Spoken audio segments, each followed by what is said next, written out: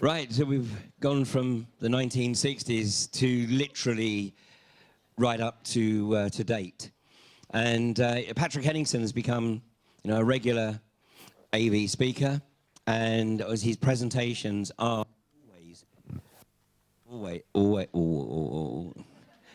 always absolutely current. You remember 2 years ago he gave us a presentation from his first-hand experiences out at the Bundy Ranch in Arizona. And last year, actually I'm going to jump to Vanessa Beeley, because we had Vanessa Beeley talking to us about Syria, her experiences of Syria, and the white helmets. And there is no question that Vanessa's work and the exposure that she's been given, both from AV, but then also on UK Column, was certainly instrumental in getting the Nobel Prize to the white helmets shut down.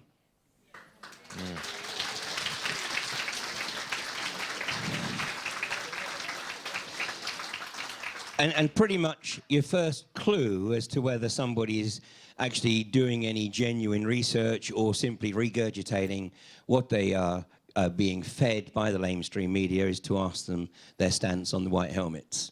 And that will give you an instant insight into where they sit. Well, Patrick has been teaming up with Vanessa.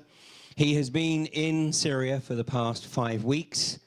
He has been, I think, broadcasting live radio every day from Syria for the last 5 weeks, been giving regular updates on UK Column with Vanessa. Vanessa's now back in France, and Patrick landed back on Thursday, took a quick trip down to Plymouth, and I think you're going to be spending a bit of time in the UK now, because Patrick's about to embark on doing a doctorate? Postgraduate. Postgraduate in international relations. But Patrick is a genuine 21st century wire, 21st century journalist, genuine journalist, doesn't cut and paste, actually goes out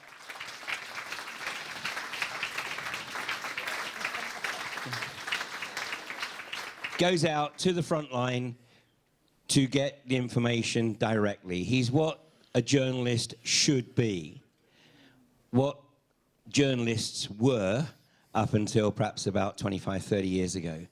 And sadly, obviously they are now a shadow. So thankfully we have people like Patrick who continue on the great tradition of genuine journalism. And I know he's going to be keeping you absolutely spellbound with his revelations from Syria. So it's my great pleasure. Patrick Henningsen.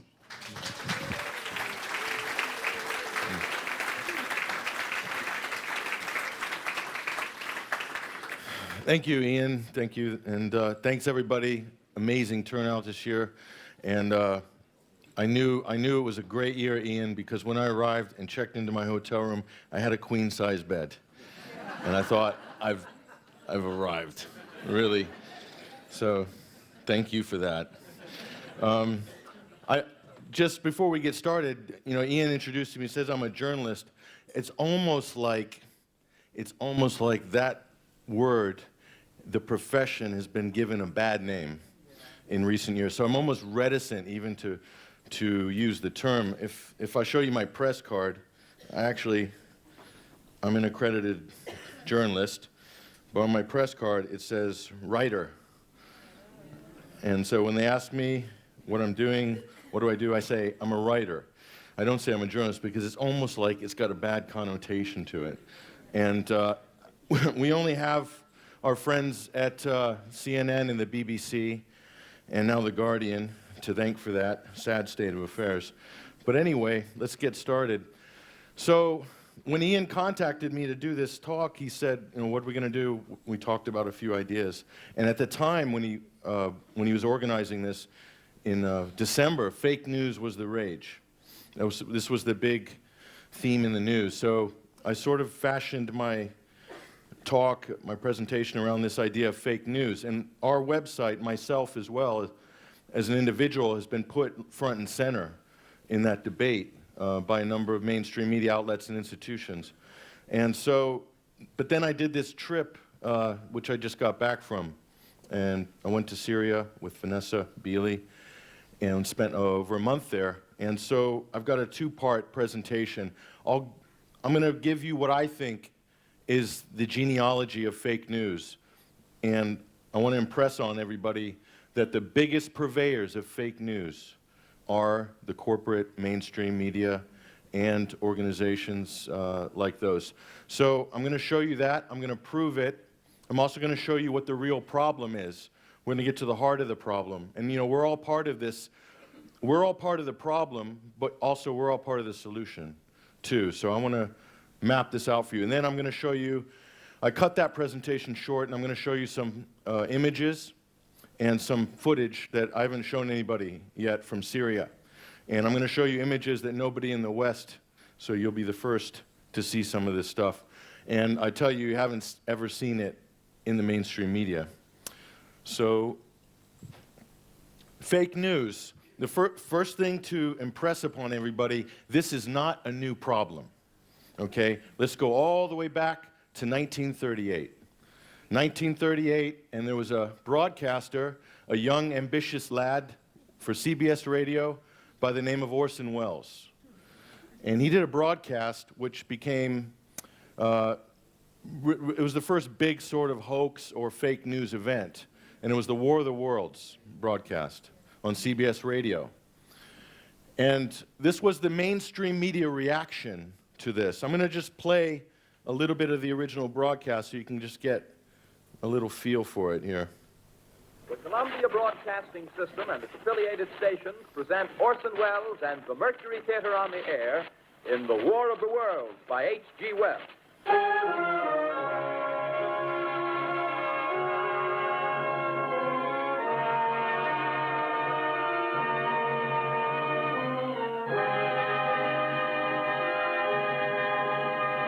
New Jersey, warning. Poisonous black smoke pouring in from Jersey marshes. Reaches South Street. Gas masks useless. Urge population to move into open spaces. Automobiles use routes 7, 23, 24. Avoid congested areas. Smoke now spreading over Raymond Boulevard. Okay, let me just impress upon everybody what I was taught about this event. What I was taught was that when this broadcast went on the air, people lost their minds. It was pandemonium, chaos in the street. This is the version of history I was taught in school in the United States about this broadcast. But when you do some research about it, so you've got the New York Daily News. So back in 1938, the newspapers, the broadsheets, that was the establishment corporate mainstream media. Radio was an emerging maverick media platform. Does this sound familiar? Okay.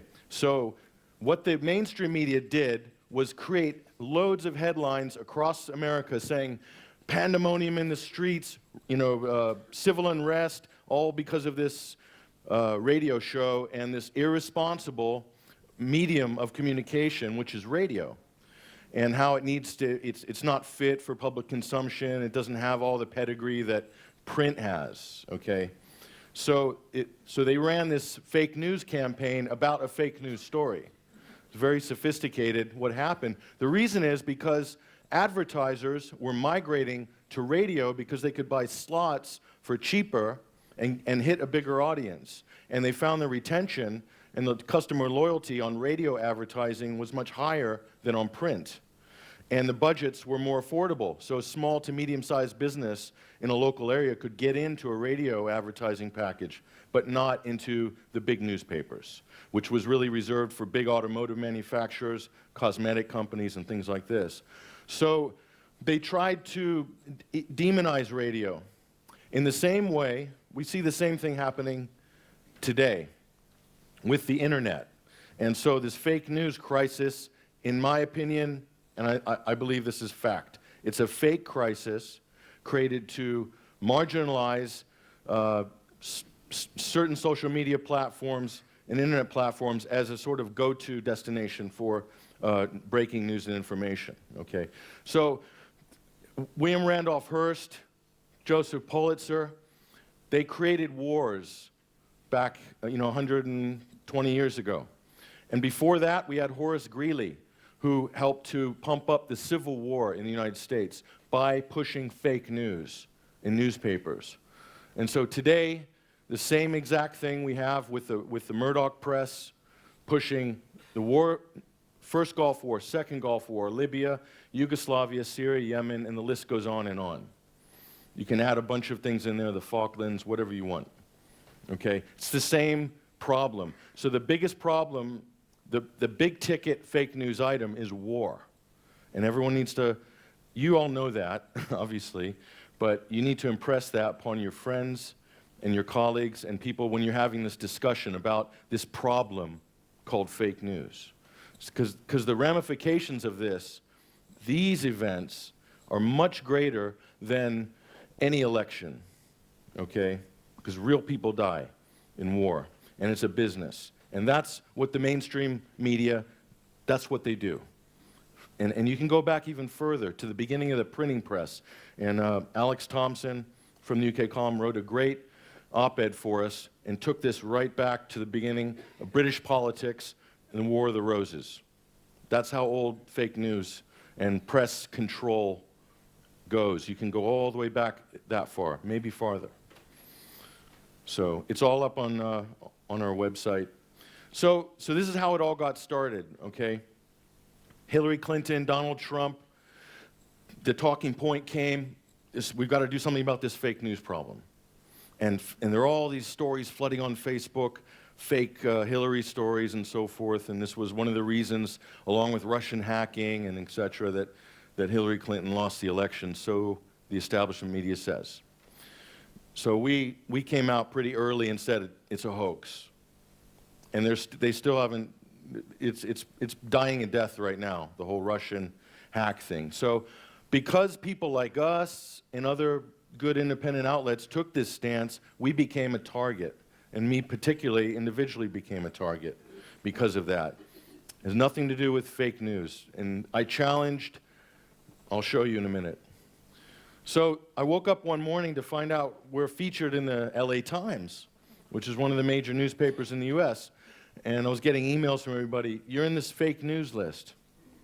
So because we have a number in our name, 21st century, we're always at the top of every list, unfortunately, every alphabetical list. But so we're in there, and this is an academic from Massachusetts named Dr. Melissa Zimdars in media studies.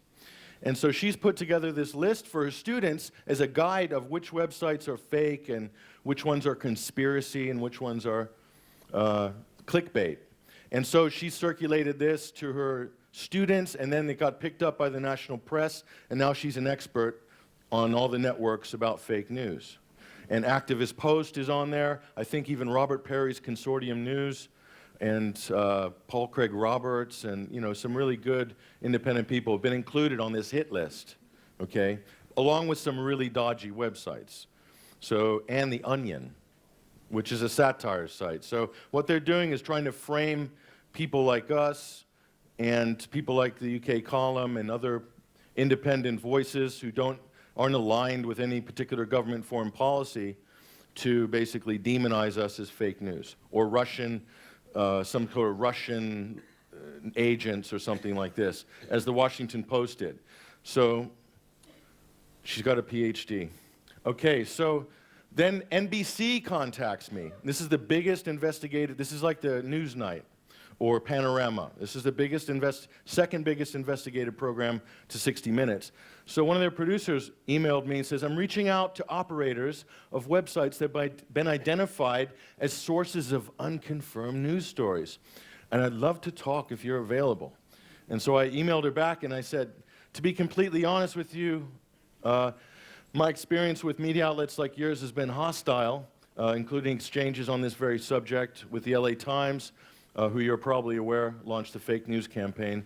I'm sure you're doing your job, and I appreciate you reaching out, but if this were a level playing field, I would love to have an honest discussion about the nature of media and challenges that you and I and everyone faces in the 21st century. Please know I'm not at all interested in being the subject of a hit piece.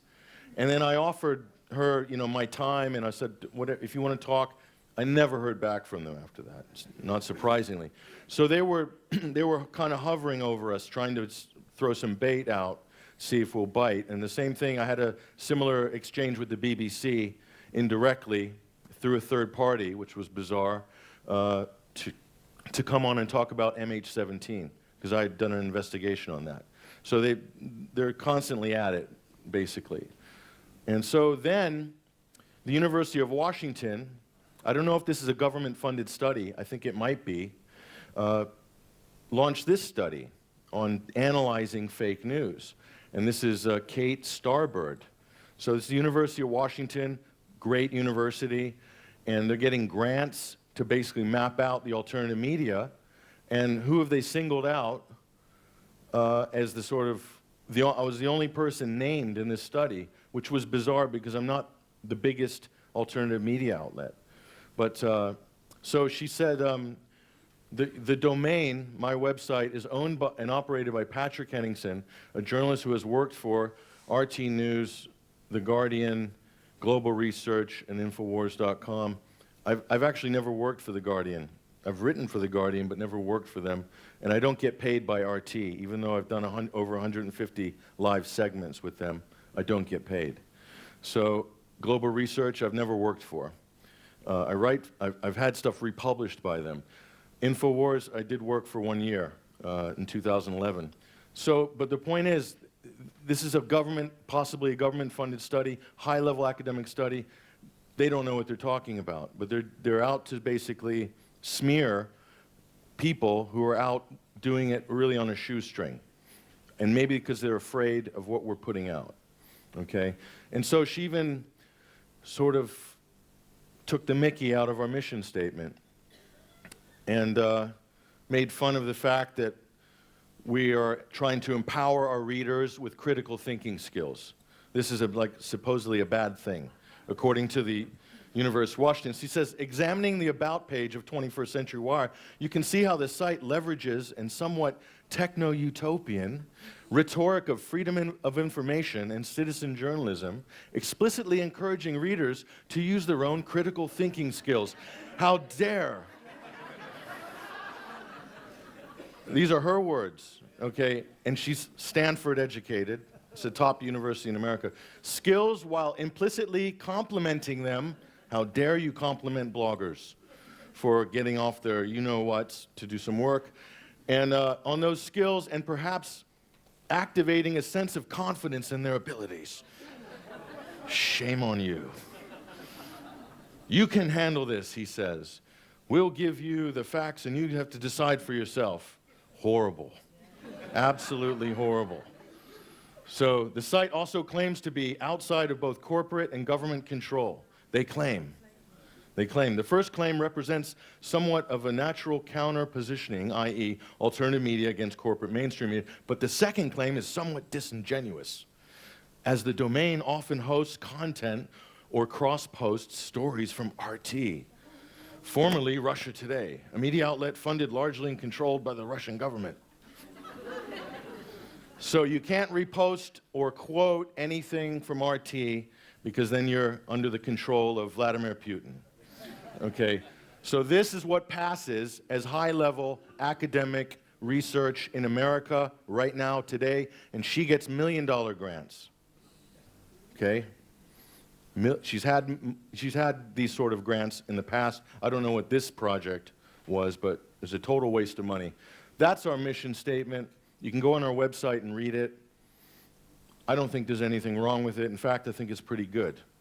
But we've always been about getting people to be active themselves and trying to take some responsibility for the information. And so we're getting targeted and put on fake news lists on Google, on plugins, browser plugins, we're in there as well. So this is it's all out war. This is the information war, okay? So actual fake news. So let's look, this was during the election. This is on the Facebook group system. This is where a lot of this stuff was circulating. This is a bogus story. There's hundreds of websites, many of them registered in Macedonia, and a lot of them in the United States, pushing out this kind of fake pro-Trump stories that really look like they're designed, a lot of them, not just to make Hillary look bad or Islamophobic, but to make Trump look stupid or his supporters look stupid. And bot comments galore. You can just see them as soon as these are posted. So I've complained so much I wasted so much time protesting to Facebook saying, these are real fake news stories, and why are you throttling my ability to share content on Facebook? Here's another one. Michelle Obama vows to confiscate all firearms before leaving. So people share this stuff. Here's another one. U.S. military preparing large scale for civil unrest. Okay? These are real ridiculous stories. But people, these are more popular and usually get higher metrics on shares and likes than real news stories, because this is the nature of people. And we even share stuff that we know is not true because we've been doing it since we're kids. Hey, look at this. Hey, look at that. So the metrics don't mean a lot, really, on social media. So they tout these big metrics and how this was a big waterfall of disinformation during the election of Clinton and Trump. But in reality, it didn't. I don't know anybody in America who changed their vote for Hillary or Trump because of a fake news story on the internet. There's not. You'd be hard-pressed to find one, so you can hardly call this a trend. But this was the talking point constantly. They're just banging on about it. So these are some of these are well-known alternative media outlets. People post anything on before it's news. It's an open platform, so if you don't know that, then you'll think that it's something else. So here's one. Putin orders 100,000 troops with atomic weapons to prepare for NATO to go to CERN with backpack nukes, okay? That's a ridiculous story. But these things are so popular on social media, and I hate to say it, that website's making money hand over fist, okay? Real big money. Here's another one. This is a fake story. FBI insider, Clinton email linked to political pedophile sex ring. It's factually not true. You can speculate about it, sure. It's possible, maybe. But there's actually no evidence for that, okay? But this thing went mega viral, okay? And the guy who owns that website is laughing all the way to the bank, and that's used to demonize bloggers and the alternative media. It's as simple as that. And the same with quite a few other things. I don't want to get into flat Earth, but these sort of things are circulating like mad. So this is the Facebook solution.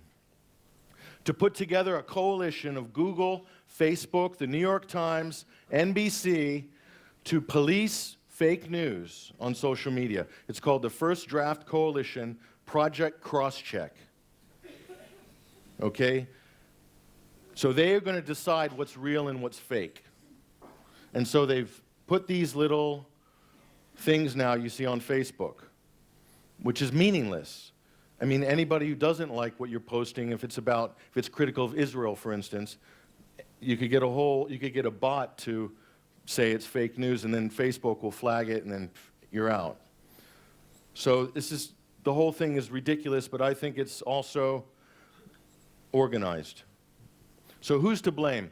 So they're saying that you're the problem, stupid people are the problem, alternative media is the problem, bloggers are the problem of fake news, okay? So why is it that I can tell a fake story just by looking at it, and someone working at Facebook can't, or someone at CNN can't, or theoretically there's millions of Americans who can't tell between what's real and what's fake? There is a degree of dumbing down in our society. People read headlines. They don't even click now. They see the headline, they comment. They hit like, that's my job done, off I go to the next one. We are doing this now with the smartphones. We're not actually engaging in the content because we're short on time and we're just trying to manage the waterfall of information or disinformation. So who's to blame? So who's to blame if the problem is a dumbing down of society? Then who is responsible for the dumbing down of society? Well, the Silicon Valley is partly responsible for the dumbing down of society. Facebook, Mark Zuckerberg, Peter Thiel, Eric Schmidt. These guys are all partly responsible for the short attention span theater that is our society. The mainstream media is responsible for dumbing down the news and information. Hollywood is responsible for dumbing down the news. Walt Disney, and most people go to government schools, right? The majority of the population goes through the state education system. So who's responsible for the dumbing down? Who's responsible for the fact that most people or many people can't tell the difference between what's real and what's not? It's not our fault. I'll put the blame at their feet, all of them. And they're getting together to police the problem now.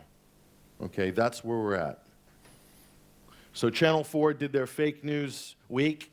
They announced this, and then, so we gazumped on top of them, and we did our fake news week and pushed them down on Google this year.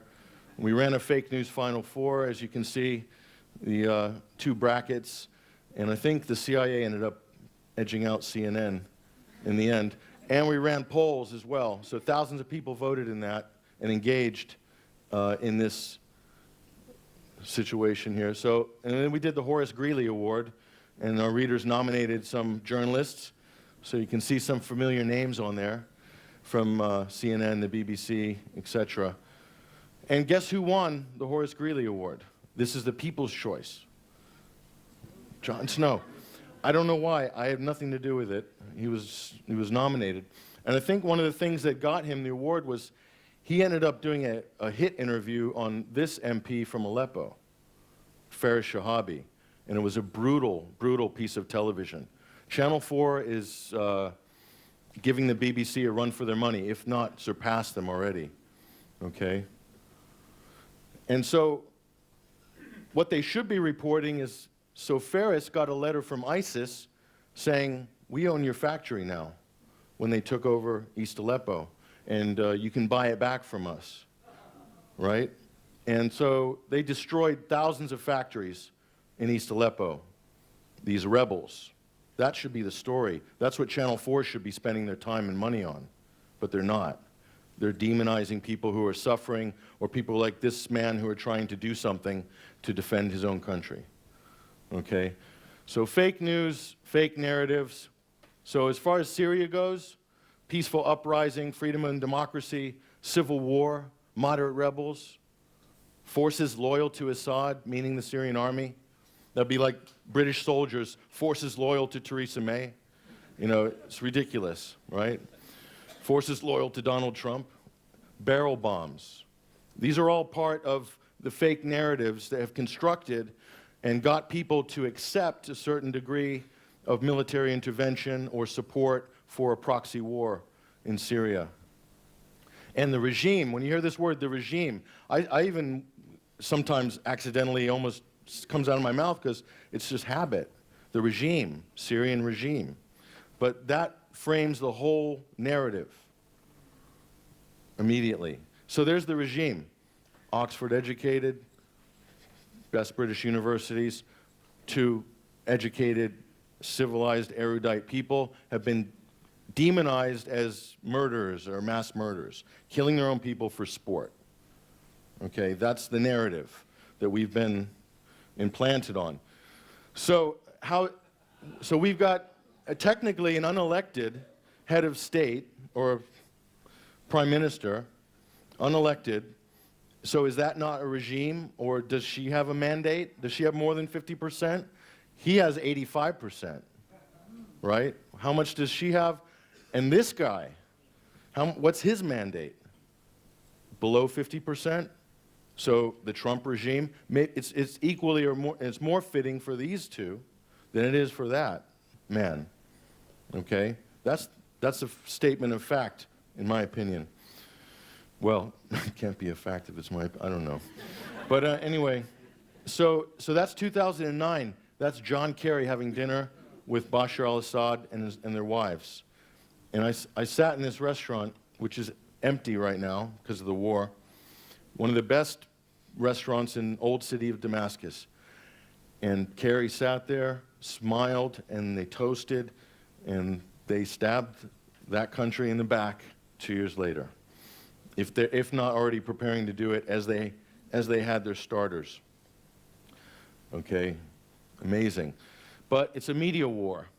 So I'll just show you some of the clips here, just to give you a little taste. This is CNN's Clarissa Ward. She's their big correspondent. Έχω πάει στη Συρία πάνω από 10 φορές από την έναρξη του εμφυλίου και πολλές φορές πριν από αυτή. Αυτό που με εκπλήσει είναι πως κάθε φορά που βρίσκεσαι εκεί πιστεύεις πως δεν μπορεί να γίνει χειρότερη κατάσταση. Αυτό το κτίριο χτυπήθηκε.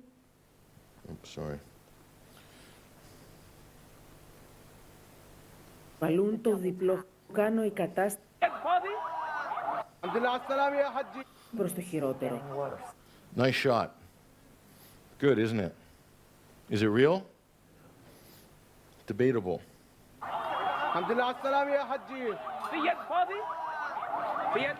This is my favorite. What do you think? Does anybody work as an EMT? Work in medical? What exactly is the injury? Is it a head injury? Because I don't see any blood coming from the head. Okay, this is a CNN special. This is what they do.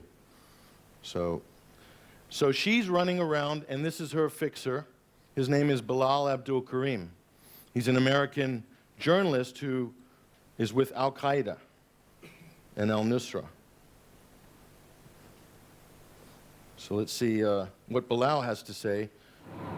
Assalamu alaikum wa rahmatullahi wa barakatuh. I am Bilal Abdul Karim, and the fighters are now preparing to leave the city of Aleppo. Now, if you can get a little bit closer here, and you will see what this is.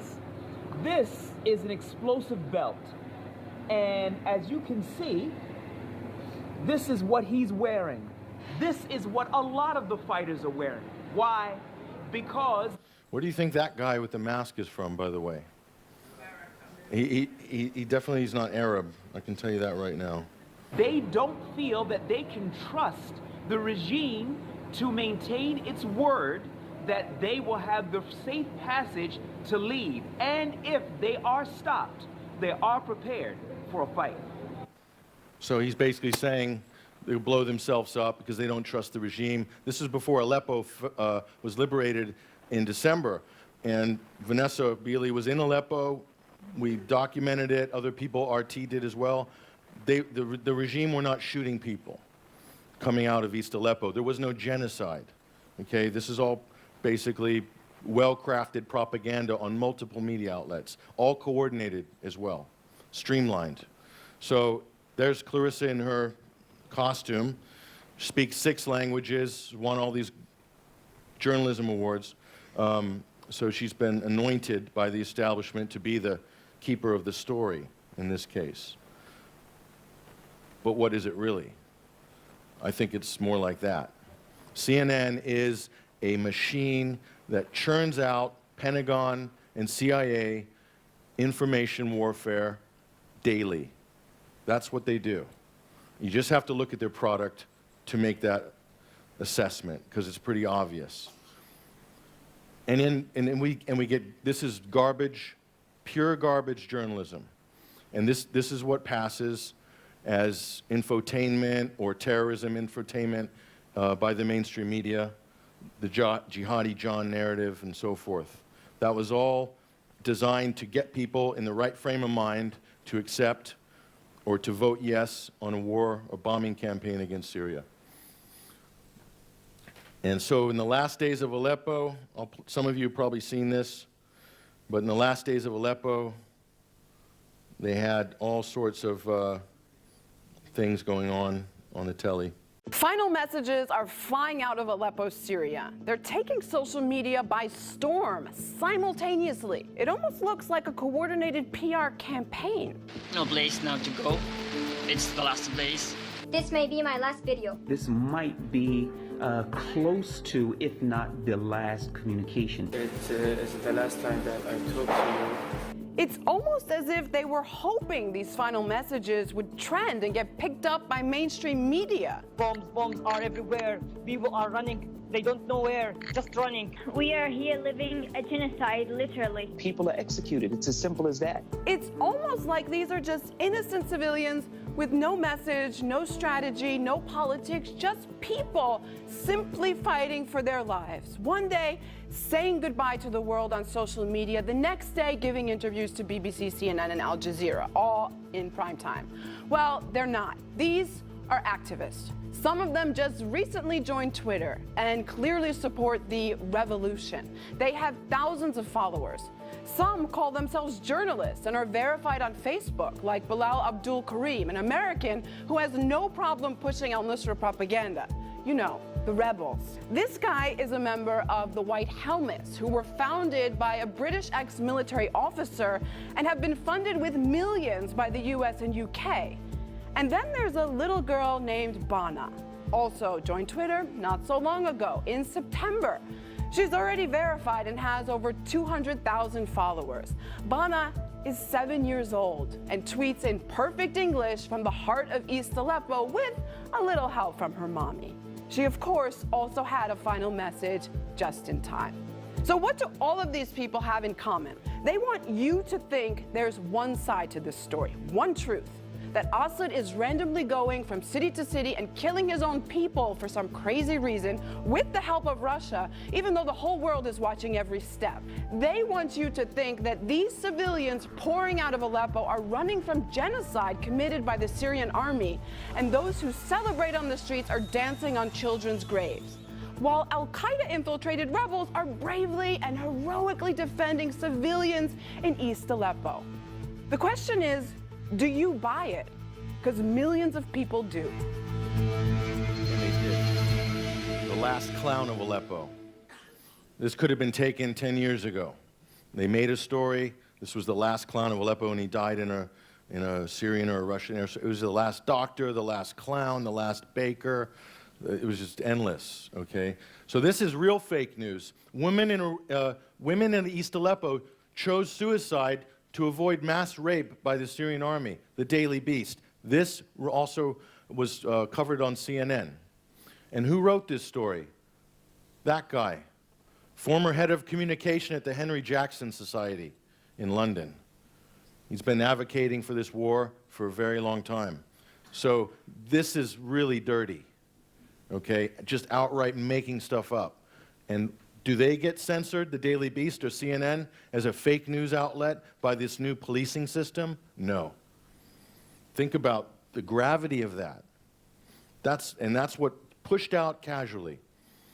So this is, I took this picture 2 weeks ago. That's an ISIS tank that had just been destroyed by the Syrian army, not just, but a few weeks previous or to that. There's a colonel from the Syrian army, Semir. So he kindly took us through an area that the public can't go. So they wanted some journalists to go and have a look and write some stories and cover this destruction of Palmyra. It's the Temple of Baal. ISIS did that. That's what it looked like before. That's what it looks like now. That can't be repaired 100%, so it'll only be a partial reconstruction. This is the amphitheater. So I'll play you a little clip from inside. So in the amphitheater here in Palmyra, and as you can see, there's quite an extensive bit of damage here to the back facade of the amphitheater, and also some of the set pieces on this foundation have been destroyed as well. Bear in mind, this is thousands of years old, and it only took a few days for ISIS to inflict significant damage on this World Heritage Site. And I might add also that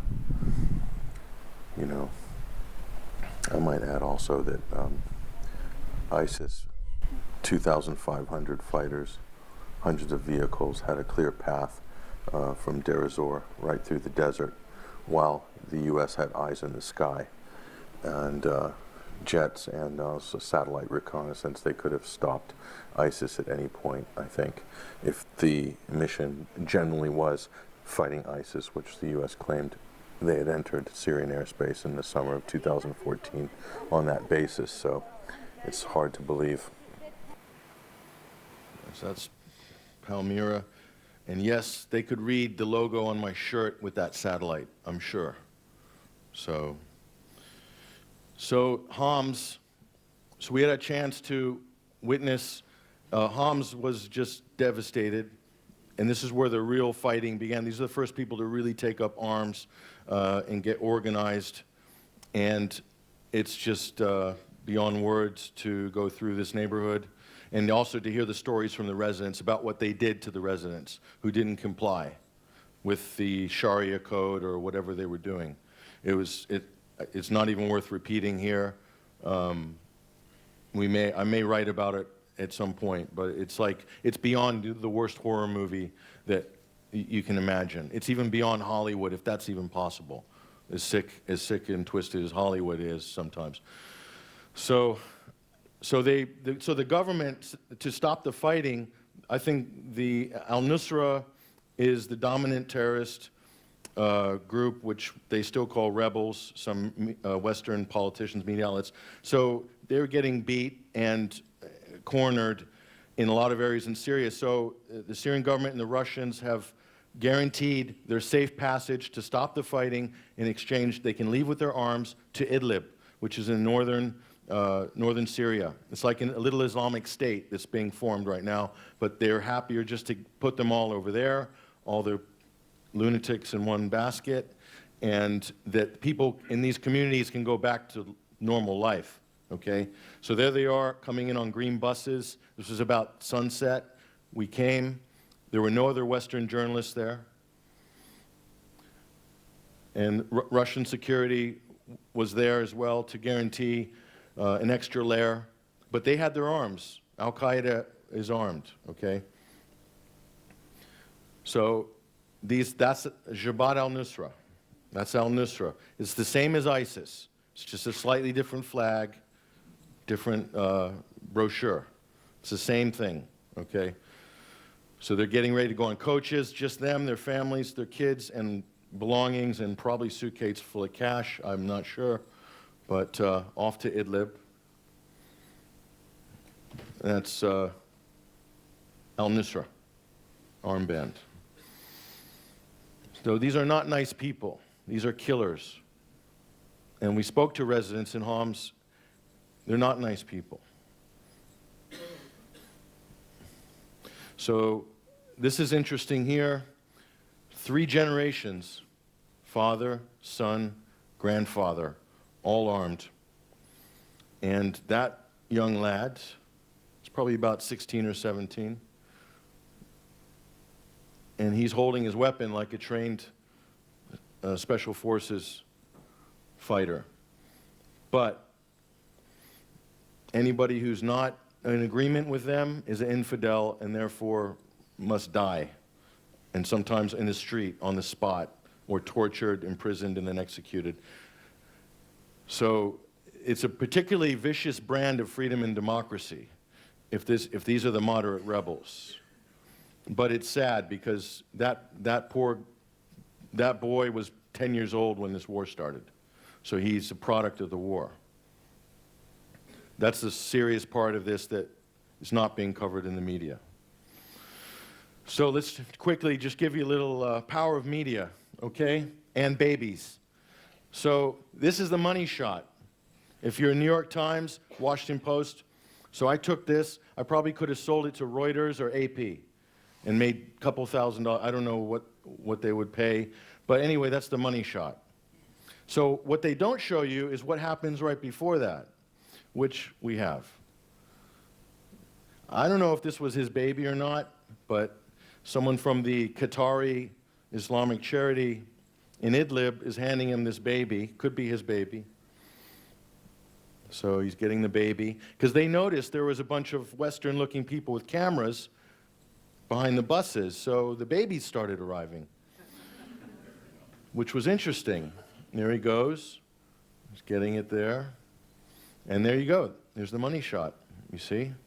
That just as easily be on the front of the Guardian with some headline, you know, whatever.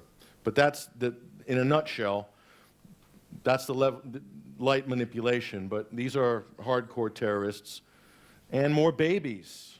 All of a sudden, it was just babies are popping out of nowhere.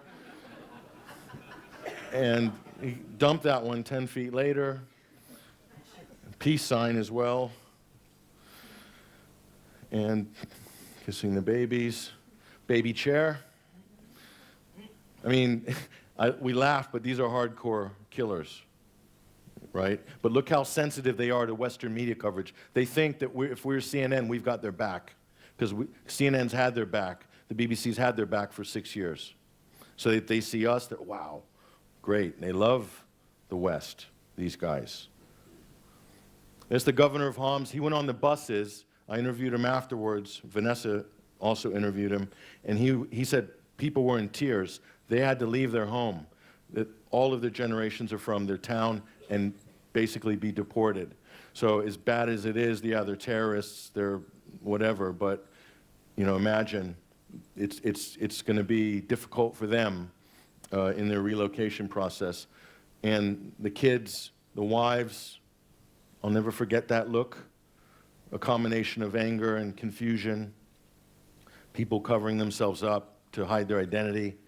You have to wonder what life's going to be like for all these kids born during this war. And what are their values going to be? What have they been taught? You know, how long is this revenge and cycle of revenge and hate going to go?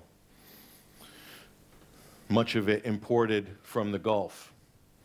And the weapons from the US, from France, from the UK, from NATO member states, arming these guys. And then there's the white helmets. And they did win an Oscar. And we went to visited 3 of their centers. And here's one in Hanano in East Aleppo. And they say, we're not political, we're not affiliated to any extremist groups, and there's the Free Syrian Army flag. It's the French Mandate flag. And inside, there's the, you can see a little ISIS flag in there. We'll show you a little bit of that close up. There's a uniform. So they were planning, basically, this is the Free Syrian Police. This is this Free Syria Civil Service and the white helmets. And they had these posters all over town. They were planning for the complete fall of the whole city of Aleppo and a total takeover by Turkey or Qatar or something like this. They were not, it wasn't just hit and run, vandalize and cause mayhem. They were building a shadow state, parallel structures to subsume or take over the real state, the real government structures in Syria. And this was all being called legitimate or civil defense by the West, by Boris Johnson, by the media. There is a real Syria civil defense, a fire brigade. This is not a civil defense. This is a Western creation, funded to the tune of hundreds of millions of dollars. Here's one of their videos inside, or my video of inside their center. This is more instructional videos from the white helmets here for the children, how to rescue.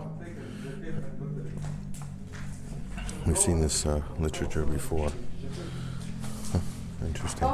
And then if we go above the instructional rescue poster, what do we see?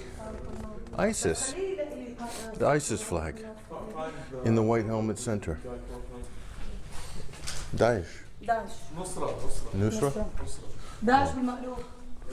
Okay. Nusra, Daesh, interchangeable. These people, they don't distinguish between them, not like our press that likes to divide all the groups up. Oh, this one's slightly moderate, this one's a bit extremist, but we're not sure. You know, they don't see, they're all terrorists to the average Syrian, okay? So, here's another, this is in the basement, Al-Nusra flag in their sleeping quarters. So that's we're in the basement of the White Helmet Center. You just saw an al-Nusra flag on the wall. There's the White Helmets uniform there. I think they slept down here. So these were residence quarters and full of paraphernalia to protect, apparently, against gas or chemical attacks.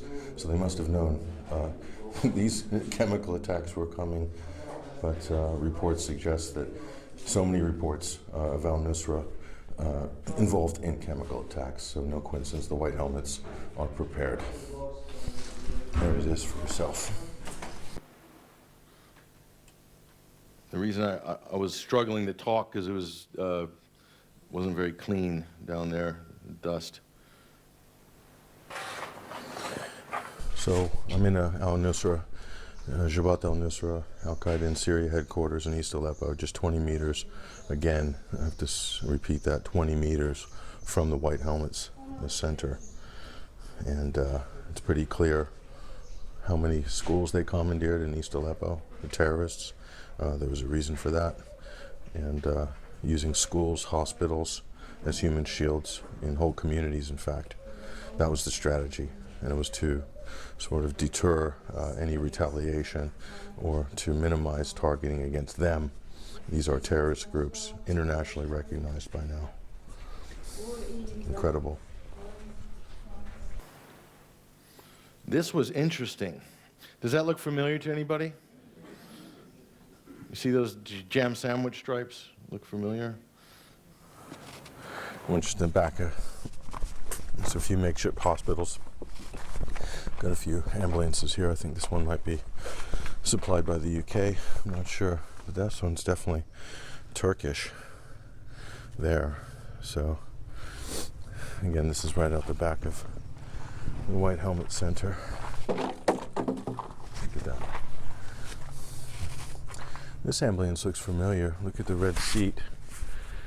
You can see it looks like Omran, similar to the vehicle that Omran was, Dusty Boy of Aleppo was seated after that great photograph that spurred so much international outrage. It wasn't the same ambulance, but that image of Omran was a seminal image that helped to galvanize public support again for Western Gulf coalition intervention and demonize Russia and demonize Syria. So a lot of people saw this picture. I remember when I saw it, I was taking a train from Plymouth to London, and I was reading the Times. I saw that in the front. I'm all, this is a good one. This is a good one. Won all kinds of awards. The boy didn't cry, and CNN said that's because he was in such shock he couldn't cry. And then she started crying. And but a lot of people didn't see that image. Most people haven't seen this image. That's, I think that's his sister. But notice the identical, they seem to have been done up exactly the same. And no one, I heard a few rumors of where this boy is, and suffice to say, when that story comes out, it's not going to be good for all these media outlets, especially if anyone finds out he was paid. I'll just leave it there. We'll see what happens. And a lot of people don't realize there was an extensive tunnel system under all these cities. In Damascus, if you're following this, you'll know about it. In East Aleppo, I'll show you one. This is Pierre. He's a French activist. He's on the ground delivering first aid kits on the front line, basically to families, giving first aid training, giving trauma counseling to schools, all on his own back. He's got his own little one-man charity that we support. Let's see if I can get.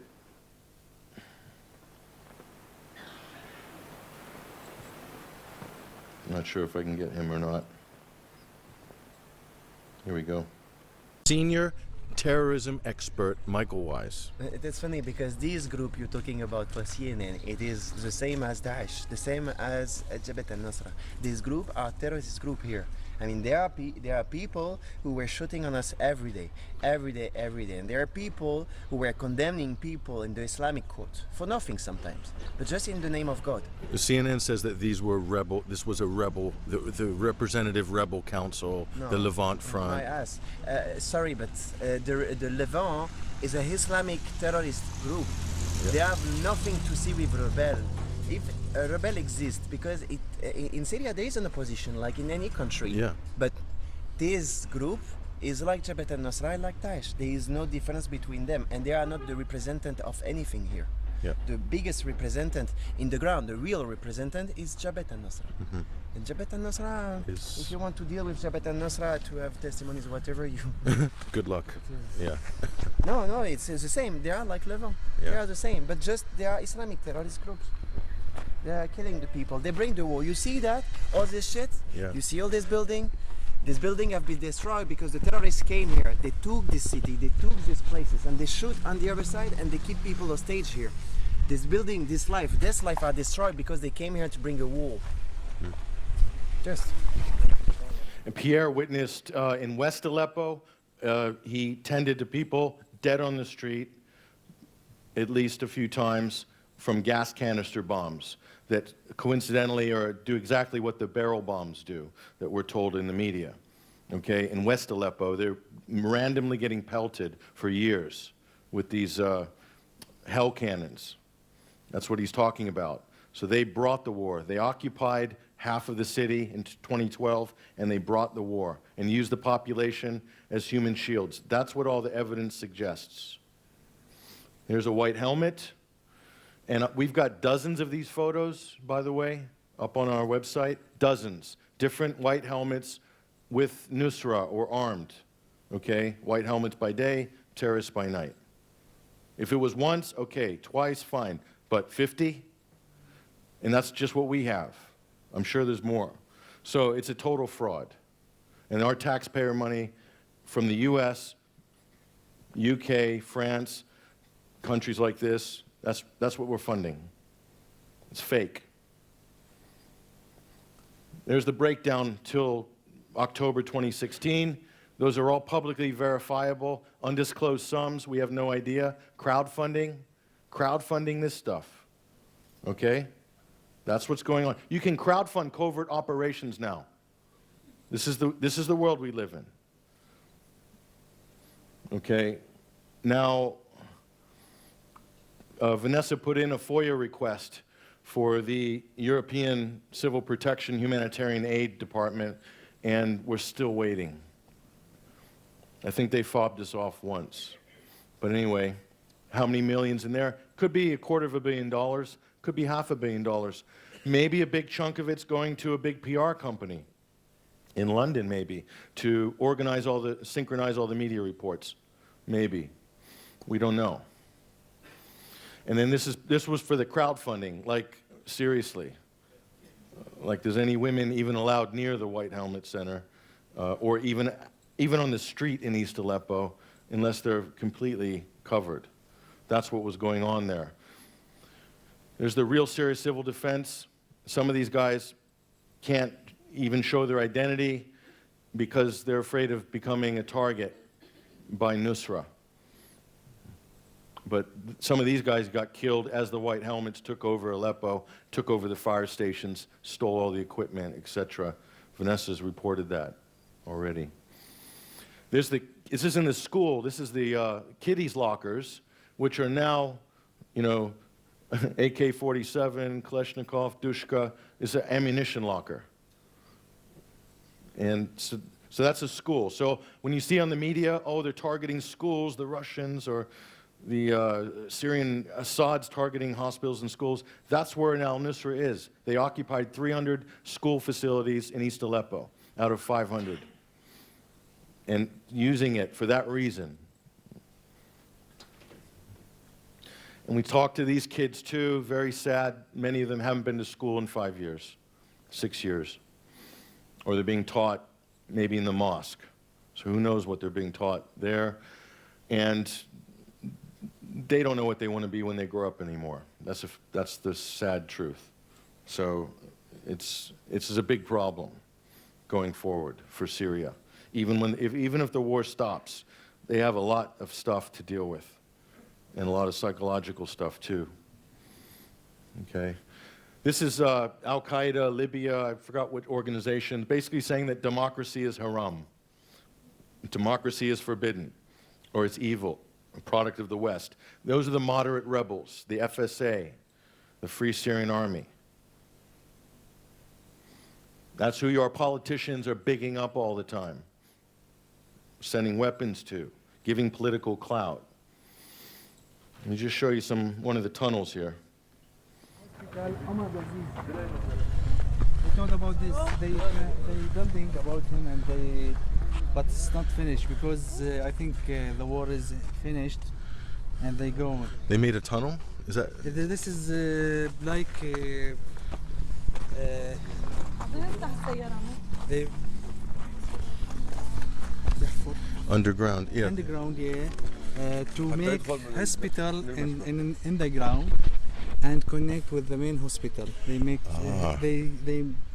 So all operations underground. On the ground, yeah, because they want to keep their locations outside or far away from the bombing, from the fire of Syrian army. Mm-hmm. Wow, that's a big tunnel. Yeah, but you see, it's about 15 foot, I think. Yeah, wide. 15 meters. You see, if you and these are the car of ambulance, emergency.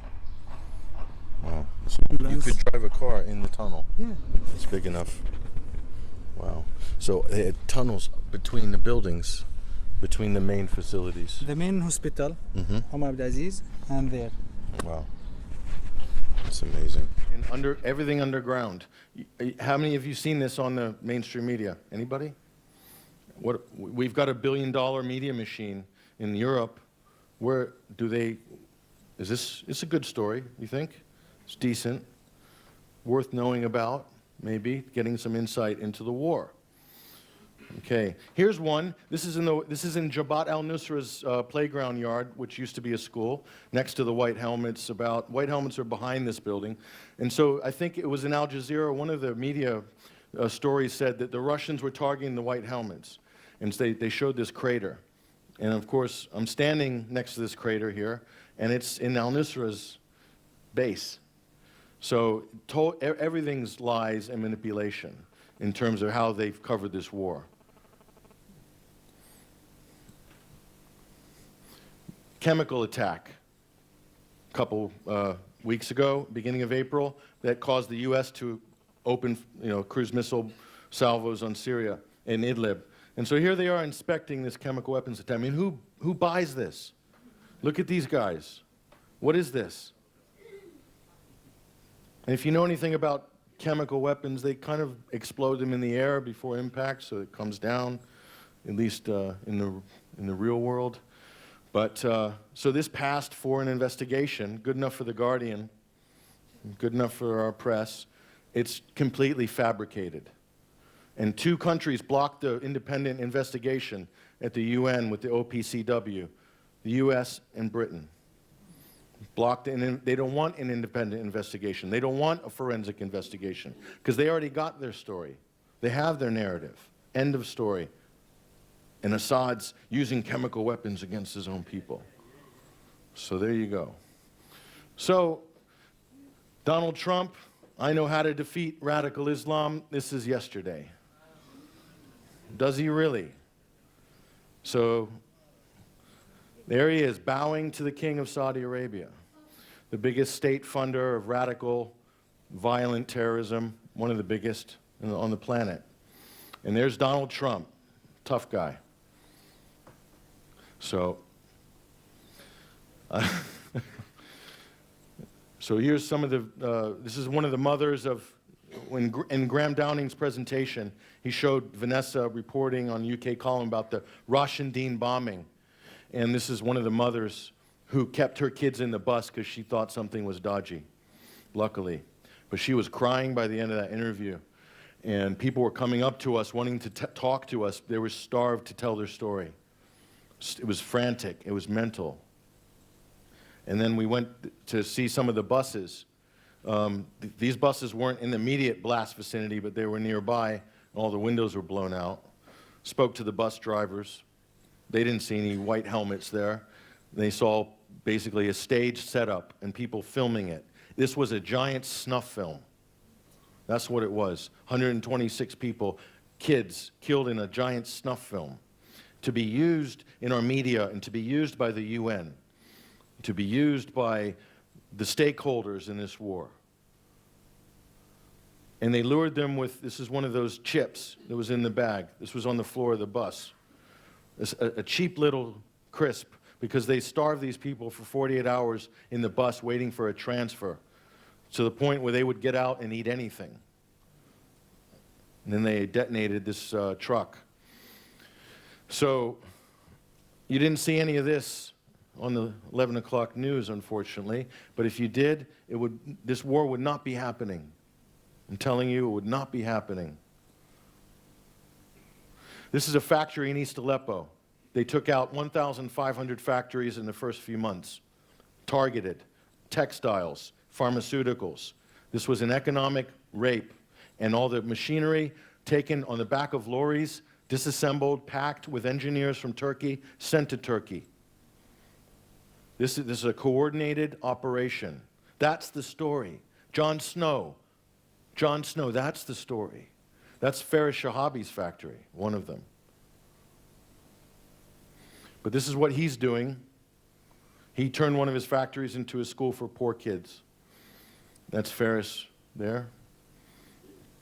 And there are some great stories. They are rebuilding. It's going to take a long time. It's going to be difficult, but they're doing it. And so behind me, this is Syria Television. Those are all the journalists, and there's more. There's more out of the frame. I don't know how many in total, 50, 60, I don't know. The Syrian journalists killed doing their job, covering a war on their own homeland. Okay, and you know what the average salary of these guys is? $150, $100 a month? Yeah, $100 a month, $150, maybe less, maybe a little more.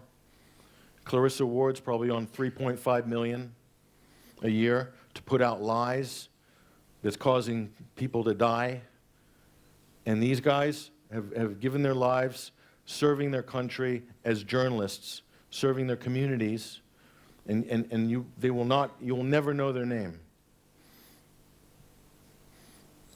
It's a crime, epic crime. This is they have done a number on this country that no one has ever seen before.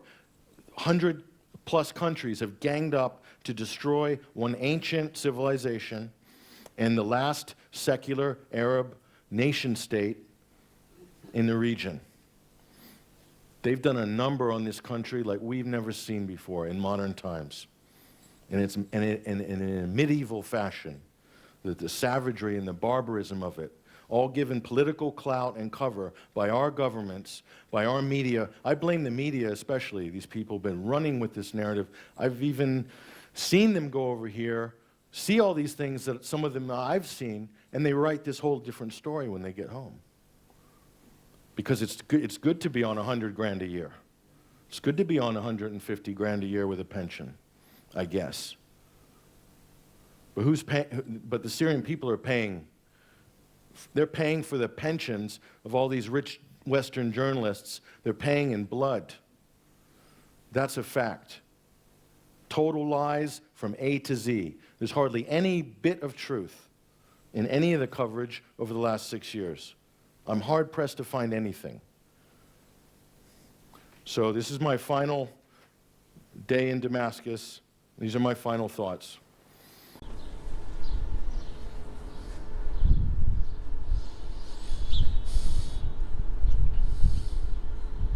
So we're here in Damascus, in Syria, and over the past few weeks, we've been able to talk to many people, and we've spoken to residents here.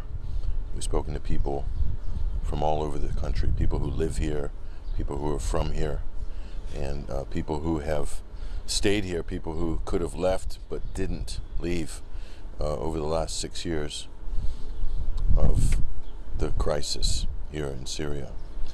And our Western media, and these are my final thoughts on this subject, our Western media, the Gulf media, mainstream media, over the past 6 years have chose not to speak to people from Syria who are here. They've spoken exclusively to what they call activists and people outside of the country and quote unquote rebels. This is what's happened over the last 6 years.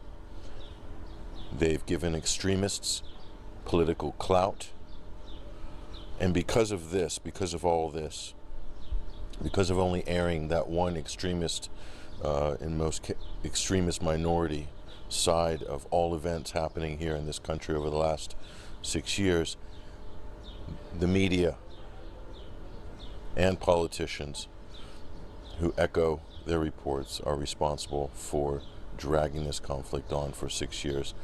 We can place quite a bit of blame at the feet of the media for this. Instead, they've erased the voices of millions of people who live here and not spoken to them, not gotten the truth. We've spoken to many, many people here and all across the country, and definitely their voices are not being heard on Western mainstream media, and that's one of the biggest tragedies of the last 6 years.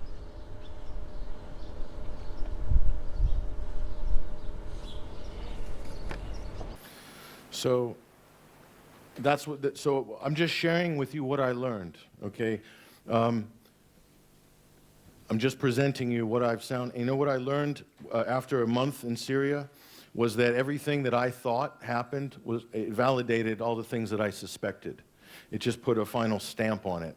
But what it proved to me, and this was important, it proved that my research sources and methods were correct for the last 6 years. And the people that I work with and the information we're getting and how we're processing it and presenting it was accurate.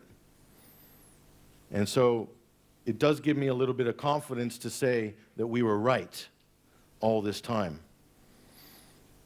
That we were right. That yes, we went out on a limb in relation to what everyone else was saying, but we weren't going out on a limb. We were just following good sources and methods and good analysis. That's all. You know, we don't get paid millions of dollars to do that, but we're doing it. So it doesn't say a lot for those other organizations that they could get it so horribly wrong. Maybe intentionally so, who knows? Or maybe not, but they're wrong either way. And we did broadcast from Syria 4 shows, and I had no interference at all from the Syrian government. They could have vetted our guests. They could have had someone sitting there, could have put us in a studio and put the 7-second delay button on. No, they weren't even around. So go ahead. And we did.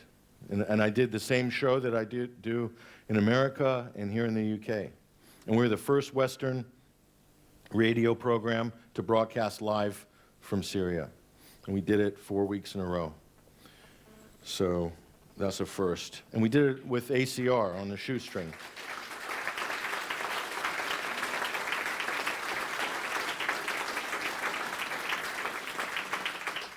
And this is a great event, Stop the War Froome, good organization. We're doing a media trial in Froome on June 11th, on a Sunday.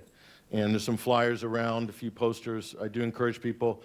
We've got Tim Hayward, professor from Edinburgh University, Piers Robinson from Sheffield University, Vanessa Bealey, myself, Robert Stewart are all going to be contributing to this.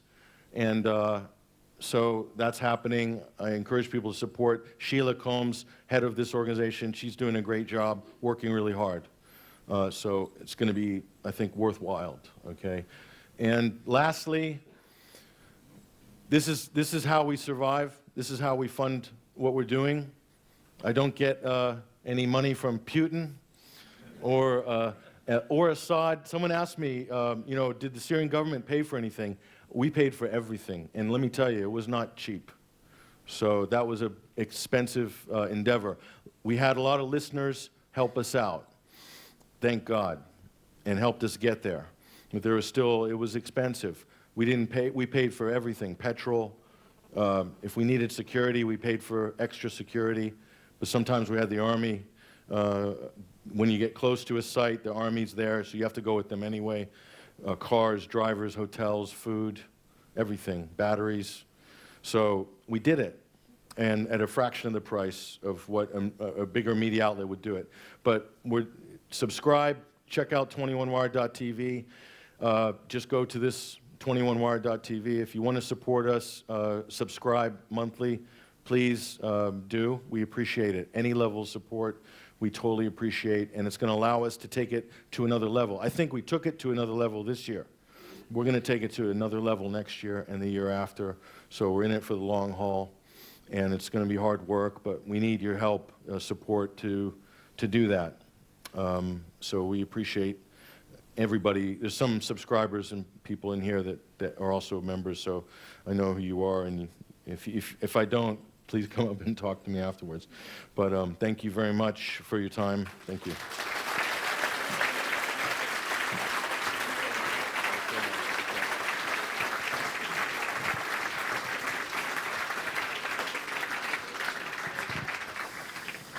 It sure is going to be really interesting to see where the media goes, because the lamestream are definitely going down the proverbial pan fast. And it's going to be a very interesting few years. And Patrick, thanks for your contribution to the alternative media, which has never been more important.